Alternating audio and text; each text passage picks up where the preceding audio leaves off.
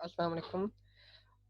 जी, हमारा जो है लाइन ड्राइंग वाला जो चैप्टर है, यानी लाइन ड्राइंग वाला जो कॉन्सेप्ट है अभी वो चल रहा है हमारे पास। और लास्ट क्लास के अंदर हमने डीडीए एल्गोरिथम के बारे में देखा था। तो अभी तक हमने लाइन की डेफिनेशन, लाइन की equation, slope of the line क्या होती है। स्लोप ऑफ द लाइन के बारे में मैं आपको बता दूं दोबारा, क्योंकि इसके अंदर हम आज की क्लास के अंदर स्लोप के बारे में भी कुछ बात करेंगे। स्लोप बेसिकली आपके पास किसी भी लाइन के एंगल के हम बात कर रहे होते हैं कि ये जो पर्टिकुलर लाइन आपके इन दो पॉइंट्स के बीच में बनेगी, इस पर्टिकुलर लाइन का एंगल क्या होगा।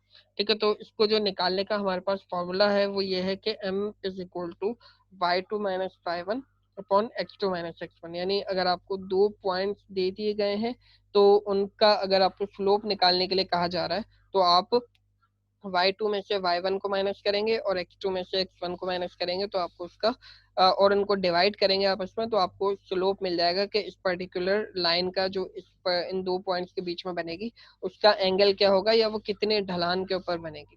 ठीक है, तो यहाँ तक हम ऑलरेडी बात कर चुके हैं। उसके बाद फिर हमने डीडीए एल्गोरिथम को शुरू किया था।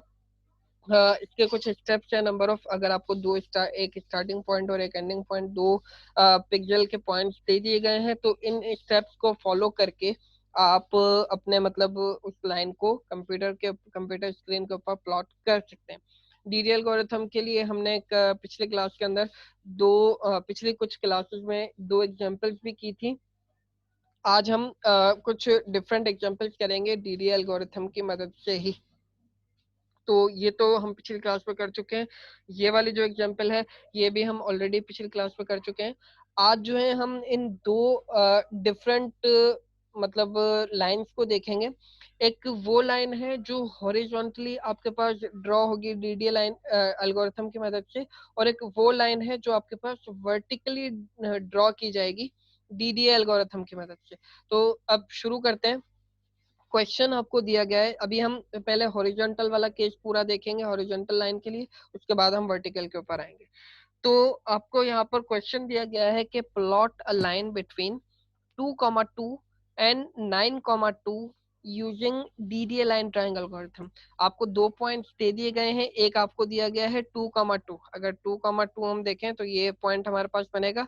सेकंड हमारे पास है 9,2। 9x की वैल्यू है, 2y की वैल्यू है, तो 9 जो है x की वैल्यू ये वाला, और 2 जो है हमारे पास ये y की वैल्यू यानी यहाँ पर, तो ये 9,2। एक पॉइंट ये वाला और एक पॉइंट ये शुरू वाला, इन इन दोनों के बीच में हमें लाइन ड्रॉ करनी है। ठीक है, तो अब डीडीएल एल्गोरिथम को अगर आपने याद किया, मैंने यहाँ पर डीडीएल एल्गोरिथम वाली पिक्चर इसलिए नहीं लगाई है क्योंकि हर बार आपके सामने एल्गोरिथम लिखा हुआ हो ऐसा जरूरी नहीं है। क्वेश्चन पेपर के अंदर अगर आपके पास आएगा भी तो डायरेक्टली क्वेश्चन आएगा, आपके पास ये नहीं लिखा हुआ होगा कि आपने इन स्टेप्स को फॉलो करना है वगैरह वगैरह। आपको डीडीएल एल्गोरिथम के तमाम जो स्टेप्स हैं वो याद होने चाहिए।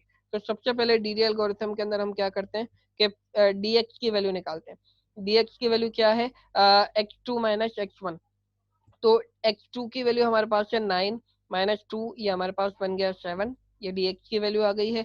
dy की वैल्यू हमारे पास है 2, और y सॉरी y2 की वैल्यू हमारे पास है 2, और y1 की वैल्यू हमारे पास है 2। तो दोनों को माइनस किया तो dy हमारे पास आ गया 0। फिर उसके बाद हम एब्सोल्यूट वैल्यूज इनकी निकाल रहे होते थे, यानी इनका मॉड हम निकाल रहे थे। तो वो किस तरह, हमने dx यानी अगर इनमें कोई साइन आ रहा हो, नेगेटिव साइन आ रहा हो, तो हम उसको विदाउट साइन कंसिडर करते हैं। तो अभी फिलहाल ये दोनों हमारे पास विदाउट साइन ही हमारे पास रिजल्ट आया है, तो हम dx की वैल्यू 7 कंसिडर करेंगे और मॉड ऑफ dy की वैल्यू हम 0 कंसिडर करेंगे।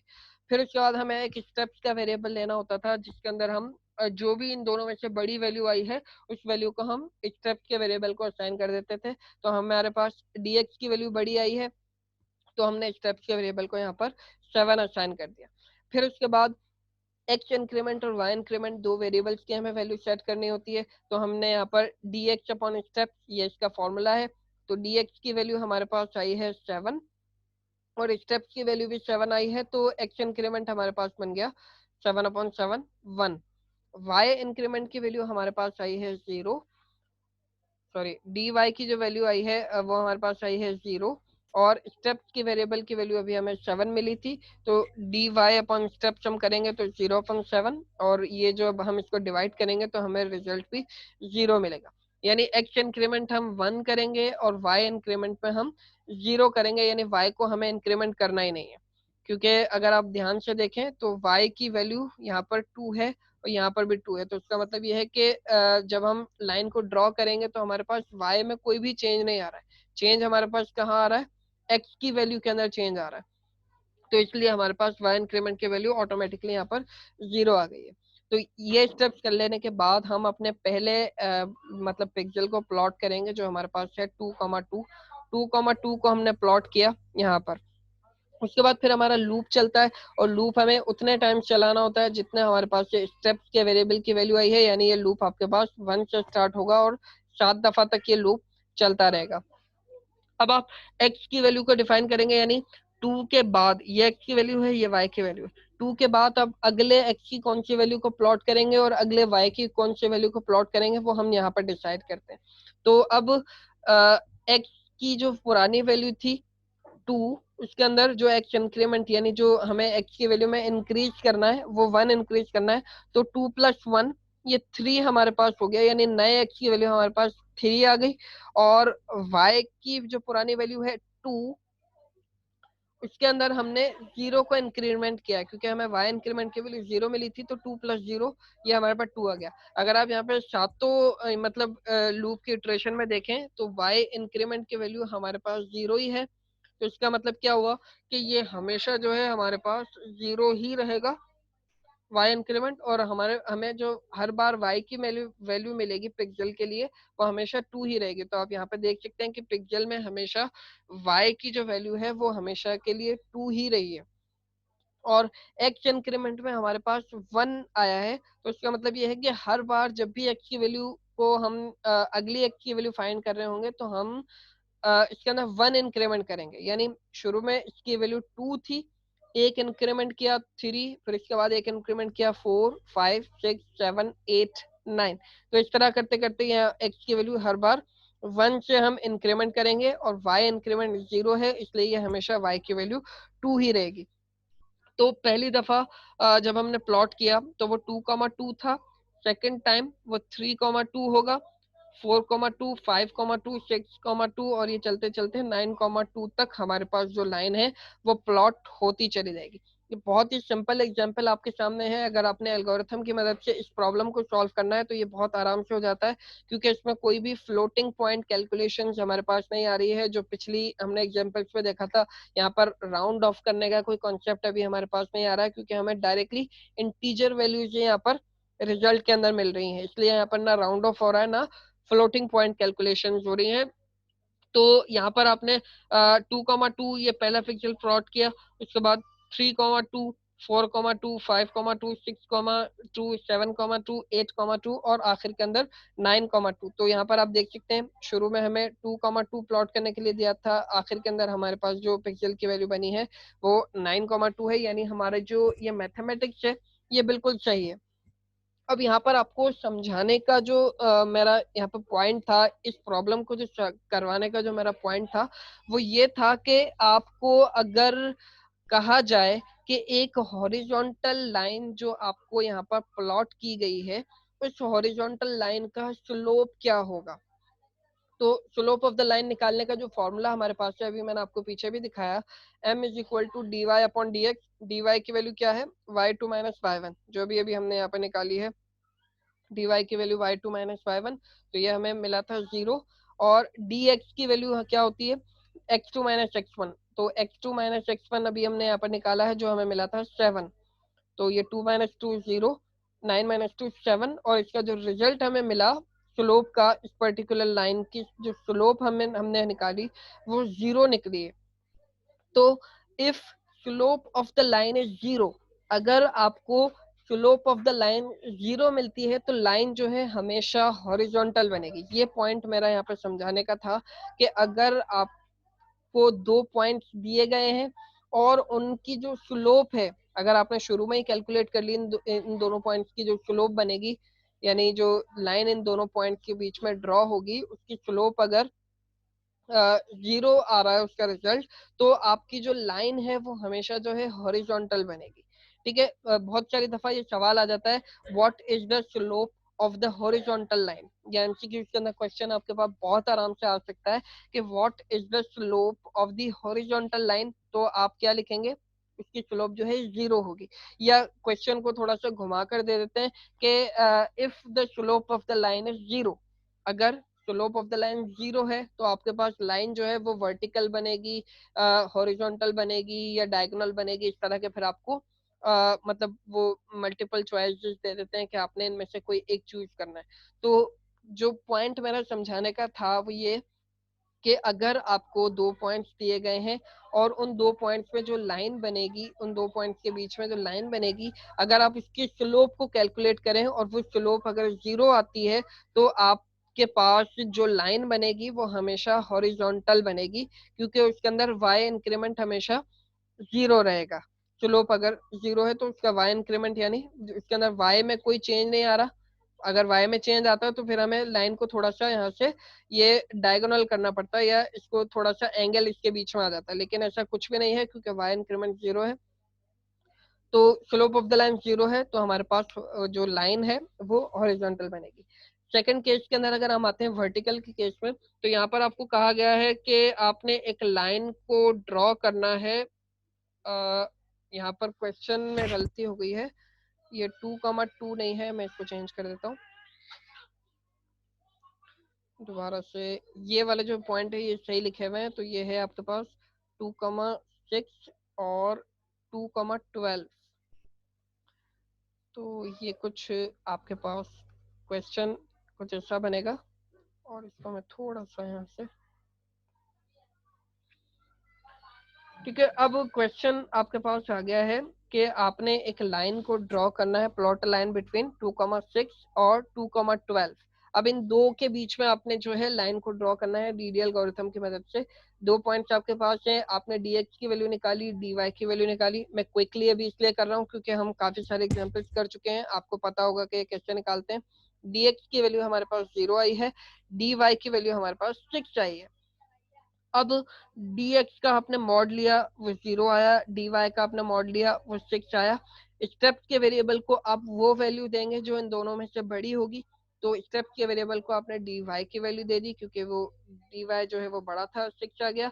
अब x इंक्रीमेंट के केस में dx आपके पास आया है 0, तो 0 अपॉन स्टेप्स आप करेंगे यानी 6, 0/6 आप करेंगे तो आपको x इंक्रीमेंट 0 मिलेगा।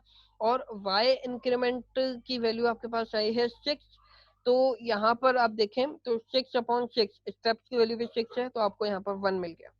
अगर आप यहाँ पर देखें x इंक्रीमेंट यहाँ 0 मिला है और y इंक्रीमेंट 1 मिला है, और हॉरिजॉन्टल लाइन के केस में हमें x इंक्रीमेंट 1 मिला था, y इंक्रीमेंट 0 मिला था। जब y इंक्रीमेंट 0 था तो आपकी y में कोई चेंज नहीं आ रहा था, आपकी y की वैल्यू हमेशा 2 ही रह रही थी। यहाँ पर x इंक्रीमेंट आपको 0 मिला है, y इंक्रीमेंट 1 मिला है, तो अब आपकी x की वैल्यू हमेशा 2 ही रहेगी। मतलब जो x की जो प्रीवियस वैल्यू थी यानी जो 2 हमारे पास था उसमें हम हमेशा 0 को प्लस करेंगे तो हमारे पास x इंक्रीमेंट हमेशा जो नेक्स्ट x की वैल्यू होगी वो हमारे पास हमेशा 2 ही रहेगी। और y इंक्रीमेंट हमें 1 मिला है, तो जो प्रीवियस y की वैल्यू थी उसमें हम 1 प्लस करेंगे तो 7, 8, 9, 10, 11, 12 ये एक एक करके बढ़ती चली जाएगी। तो यहाँ तक होपफुली आपको ये बात समझ में आ गई होगी। और ये 2,6 हमने पहला पिक्चर प्लॉट किया था, तो अब ये x की वैल्यू तो हमेशा सेम ही रह रही है, यहाँ पर आप देख सकते हैं क्योंकि 0 है। और y की वैल्यू में हर दफा 1 इंक्रीमेंट हो रहा है, तो y की वैल्यू के अंदर आपने पहले 6 था, उसके बाद 7, 8, 9, 10, 11, 12 यहाँ पर आप देखें तो पहला जो पिक्चर है आपके पास वो 2,6 आपने प्लॉट करना था, तो x की वैल्यू में आपके पास 2 और y में आपके पास 6, तो ये वाला पहला आपने प्लॉट किया। फिर उसके बाद आपने 2,7 था, तो 2,7 यानी x में तो आप 7, x में तो आप 2 के ऊपर ही रहेंगे, और यहाँ पर आपने 7 प्लॉट किया। फिर 2,8, 2,9, 2,12, 2,11 और 2,12 आखिर में आप देखेंगे तो आपको वही पॉइंट मिल गया है जहां पर आपने अपने लाइन को स्टॉप करना था। तो ये कुछ इस तरह आपके पास वर्टिकल लाइन बन जाएगी। तो अब यहाँ पर जो समझने की बात यह है कि अगर आपके पास 2 पॉइंट्स दिए जाते हैं और उनके बीच में बनने वाली स्लोप को आप कैलकुलेट करें, जैसे हम इन दो पॉइंट्स के बीच की स्लोप को कैलकुलेट करते हैं, तो y2 माइनस y1 और x2 माइनस x1 को हम निकालते हैं, तो ये आपके पास बनेगा 6/0। 6/0 को जब आप कैलकुलेटर से कैलकुलेट करेंगे तो आपको अनडिफाइंड मिलेगा या आपको एरर आ जाएगा, क्योंकि कैलकुलेटर आपके पास कभी भी किसी भी वैल्यू को जीरो से डिवाइड नहीं कर सकता। हम जीरो से किसी भी वैल्यू को डिवाइड नहीं कर सकते। आप चाहें तो इसको कैलकुलेटर में ट्राई भी कर लीजिएगा, आपको can not divide by zero का एरर मिल जाएगा। तो अगर किसी पर्टिकुलर लाइन की स्लोप आपको अनडिफाइंड मिलती है या आपको एरर मिलता है, किसी पर्टिकुलर लाइन की स्लोप अगर आपको अनडिफाइंड मिलती है, तो उस पर्टिकुलर जो लाइन की स्लोप आपको अनडिफाइंड मिली है, तो वो जो लाइन आपके पास होगी वो हमेशा वर्टिकल होगी। If the slope of the line is undefined, the line will be vertical.